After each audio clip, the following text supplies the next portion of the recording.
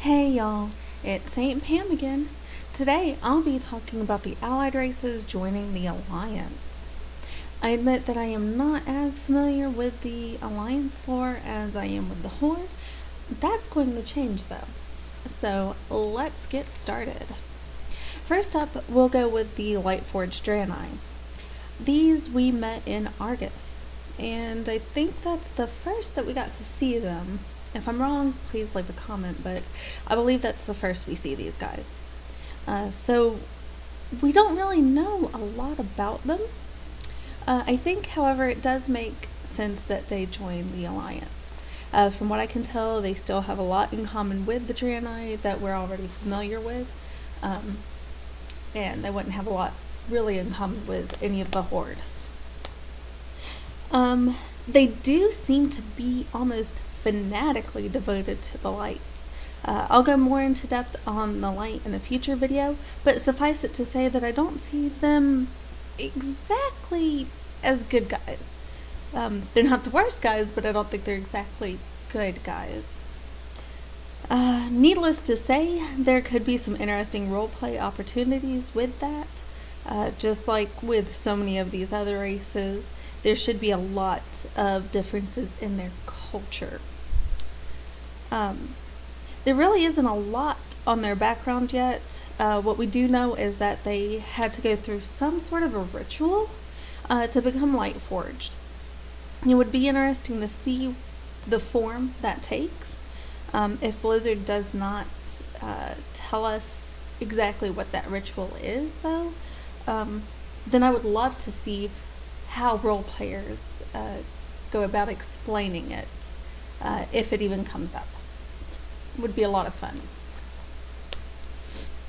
Alright, so now we have the Void Elves. It's clear that they are highborn elves corrupted by the Void just by looking at them. We also know at least a little bit about how they ended up that way in the first place. Our quest with Ilaria and the results of the fight in the Seat of the Tremolvate, which I probably just mispronounced, show a little of that at least. My admittedly limited understanding is that she has to train these elves to control the Void.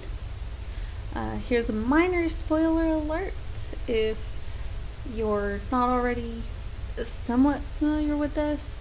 Again, there's not a lot of information, so this could change, but just in case. If I am correct in my understanding, then the Void Elves had attempted to harness these powers before Ilaria did. They just weren't really successful. So she is actually saving them from going insane because of the Void. That's my understanding. If you have a different take on it, or if there's something I'm missing, please again put it in the comments. I would love to hear it. But that is speculation on my part to an extent. I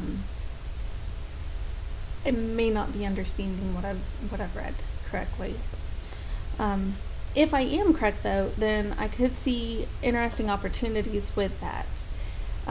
If, as it is with the Demon Hunters, there's a constant struggle to maintain control, then I hope to see people play into that with their characters, but I also hope they don't overdo it.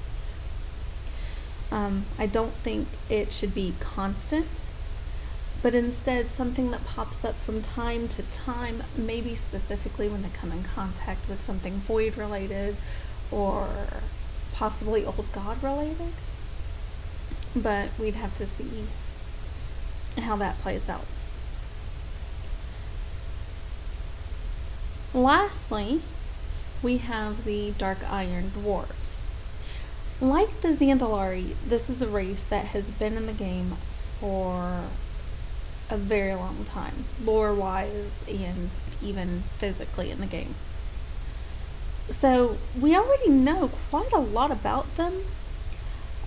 We don't, of course, know exactly why they choose to join the Alliance. Um, they've had a feud with the Bronzebeard and the Wildhammer tribes, just like the Zandalari and the Darkspear have had their feuding. So, not quite sure what brings them on board. Now, that was fighting over who was going to control Ironforge. So, it was a while ago, and things have changed. Primarily because the daughter of Magni Bronzebeard, Moira,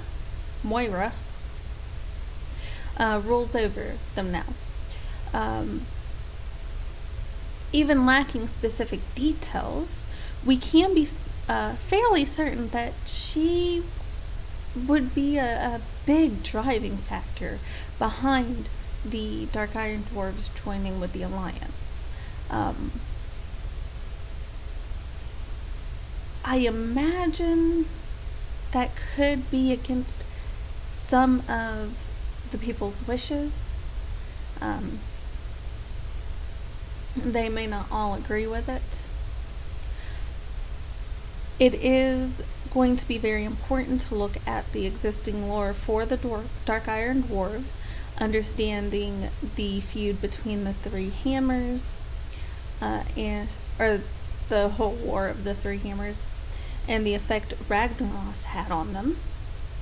All of that will lead to making some awesome characters, and I think there are going to be some great opportunities for conflict in RP between those that support Moira and those that do not, because I don't see any way that everyone is cool with joining with the Bronzebeard or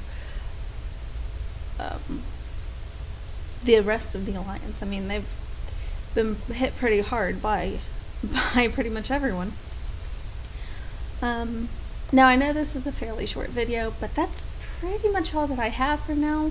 Again, I didn't want to go into too much detail, though with some of them I couldn't. The reason for that is because I am going to be doing a series of videos that goes more into depth on each race, with the Horde and the Alliance, talking about their lore and ways that people do RP them or how they could be RP'd, and just giving some interesting suggestions there, at least that I think is interesting. My next video is going to be about secret places in WoW, or places that you may not have realized you could get to, so keep an eye out on that. If you enjoyed this video, which I hope you did, then please like and subscribe. And thank you all for listening. I hope you all have a good night.